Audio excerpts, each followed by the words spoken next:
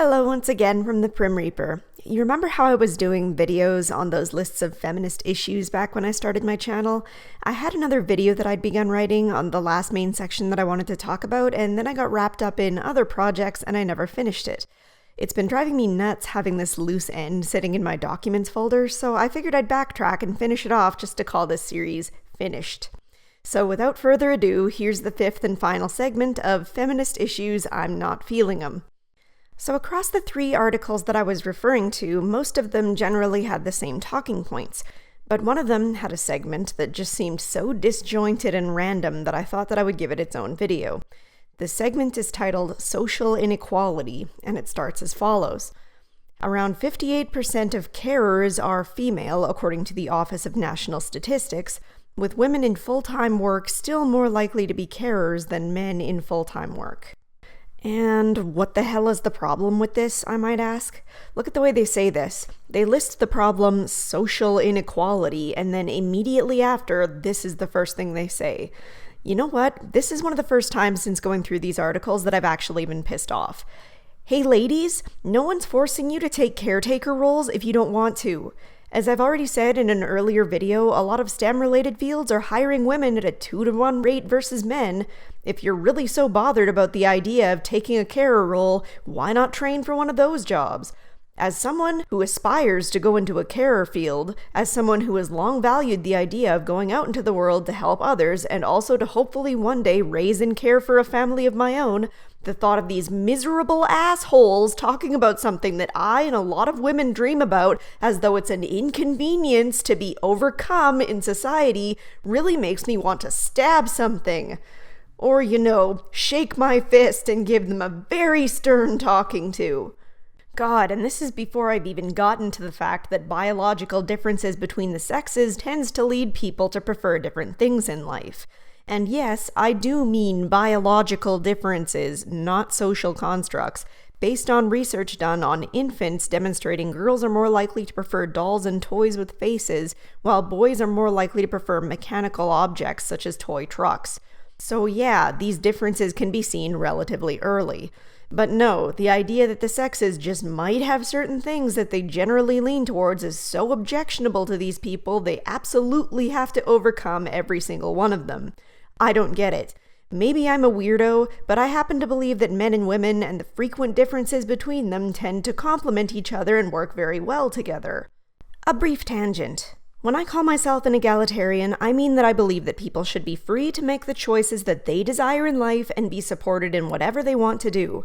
This means that if more women decide that they want to be caretakers, mothers, nurses, etc., or if more men want to be politicians, doctors, or engineers, more power to them. This does not mean that we need to panic and start forcing people to take interest in things that they might not otherwise care about. A woman desiring to be a mother is not an example of the patriarchy keeping her down. A woman being more interested in social work than mathematics is not a sexist conspiracy. Similarly, a woman desiring to work as an electrical technician or a scientist is not more praiseworthy than a woman who wants to go into a carer field just because she's bucking social trends. Stop telling people that you know better than they do about how best to live their lives, you goddamned ridiculous social busybodies. Okay, I'm sorry. I realize I just ranted for 3 paragraphs about a single sentence. I'm cool. I'm calm. Moving on. The next sentence talks about transgender women being extremely likely to be prejudiced against. Putting aside the fact that they're only mentioning 1/2 of transgender people for whatever reason, wowee, is that a broad statement. The simple answer to this is yes, in many ways, transgender individuals are more likely than cisgendered people to face discrimination and prejudice. The thing is, a lot of legitimate discrimination, such as being looked over for work positions or having poorer outcomes in seeking healthcare or mental health treatments, are being lumped in with silly non-issues such as being accidentally misgendered from time to time, or being bothered by some people not wanting to enter into a sexual relationship with them. I'm not going to get into this topic too much here, as I prefer to save it for my upcoming transphobia video, but unfortunately, I do think that a lot of legitimate issues affecting transgender people are being hindered by transtrenders and gender-fluid special snowflakes making a mockery of their cause. I have legitimately heard people say that they were sympathetic to trans rights, but that all of this additional SJW nonsense has turned it into a joke. Potential allies and support for trans people are actively being swayed in the opposite direction by these people, and it's a real shame. It almost sounds like transgender people would be in a better position if feminists would leave this one alone, if you ask me. So, what do they talk about next? They make the wild claim that lesbian women in the UK tend to face higher levels of discrimination than gay men. Now, I don't know what kind of alternate universe these guys are living in, but I'm pretty sure that on Earth, on a base level, lesbians have always gotten a free pass for being homosexual compared to gay men. Because, two women together is generally seen as appealing by a lot of people, whereas two men together is at best viewed with indifference by most. But that sort of thing aside, I tried to dig into any info that would lend itself to this claim, and I seemed to find nothing but evidence to the contrary almost everywhere I looked. Either gay people and lesbians were talked about in tandem with regards to LGBT discrimination, or lesbians came out on top. No pun intended. For examples specific to the UK, male homosexuality wasn't considered to even possibly be decriminalized until the 1960s, whereas lesbian acts were never illegal to begin with. Also in the UK, while gay men are often paid less than their straight counterparts, lesbian women are often paid more. This pattern of discrimination is similarly seen in the States, where gay men, but not lesbians, are discriminated against in the workforce. The theory seems to be that lesbians will often be seen as more committed to the workplace and less likely to take maternity leave. I'm sure that some sort of inverse is true with homosexual men, where they might be discriminated against with lower pay because they may be seen as less likely to need the higher pay to support a family. A few other studies I checked out had some general statements to make on the subject, and I'm sure you'll all be very surprised to discover that they didn't support the original author's claim. For example, Fredrickson, Goldson, and colleagues found that older LGBT adults reported an average of 4 incidents of victimization and discrimination over the course of their lives due to their sexual orientation or gender identity. These experiences typically took the form of verbal insults and physical violence. The rates were significantly higher for men than for women. Also, a study by Bailey, Wallace, and Wright involved conducting an experiment to determine if homosexual men or women were more likely to be discriminated against in hiring practices in the US across 4 different cities. For convenience sake, I'll show the main graph here. As you can see, they found no evidence to suggest any significant discrimination against gay men or lesbian women. If anything, they were on par or even preferred in some cases. So now that I've pretty well laid to rest the idea that lesbians face more discrimination than gay men, I'll move on. Anyway, the next sentence in this article states that Black African women who are asylum seekers in the UK have an appallingly high mortality rate, estimated at 7 times higher than for white women. I attempted to search for information about this, and what I discovered was an article talking about migrant mothers being 7 times more likely to die in childbirth due to being unable to find a doctor willing to take them because of NHS restrictions.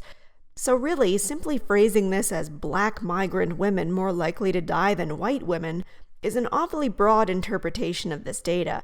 It seems to me that it would be far more accurate and far less divisive and inflammatory to phrase it as migrants more likely to die than citizens due to inability to access national health care, but it's so much more difficult to virtue signal when we're being honest about the data that we analyze, right?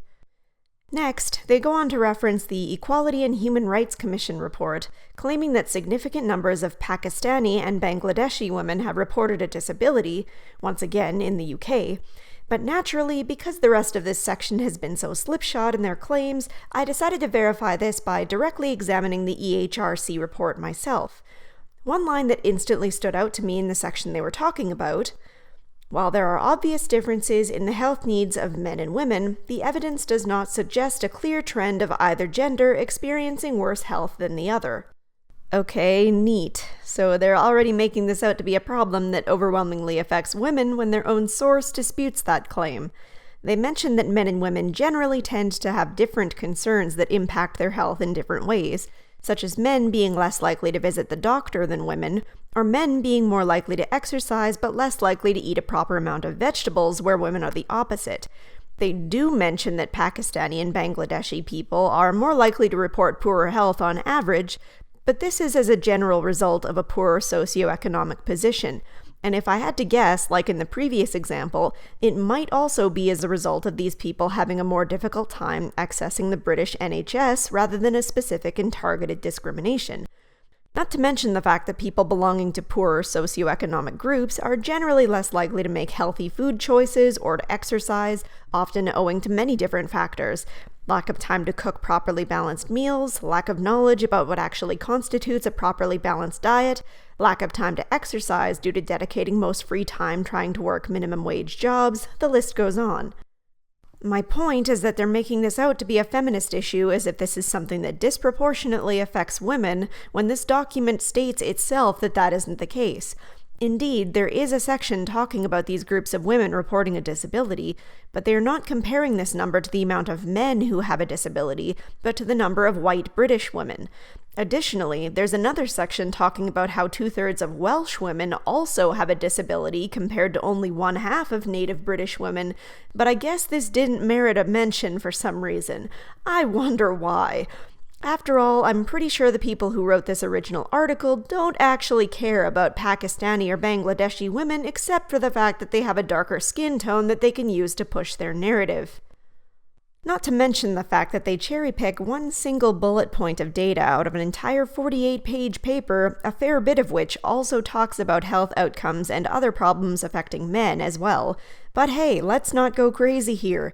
We're not writing a thesis on equality, we're writing an article on feminist issues and how women still have it the worst. We don't have time for any of that journalistic integrity. After all, we didn't even link our sources, so what kind of a giant loser is going to bother to seek them out and check our facts?